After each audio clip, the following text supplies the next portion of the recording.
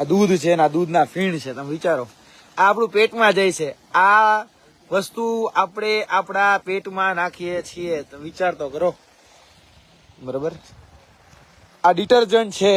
બરાબર છે, જોઈ શકો છો તમે બધા, કદાચ તમને દેખાતું હોય તો. આ દૂધના ફીણ છે, ફીણ. વિચાર કરો તમે. વિજેન્દ્રસિંહ, આમાં લાકડી નાખો જરાક. અરે હાથ નાખું, કેમ લાકડી? ડિટર્જન્ટ, સાબુ, જેને આપણે કહેતા હોઈએ છીએ, સાબુ છે આ. વિચારો, દૂધની રેલમ છેલ થાય છે, દૂધની રેલમ છેલ.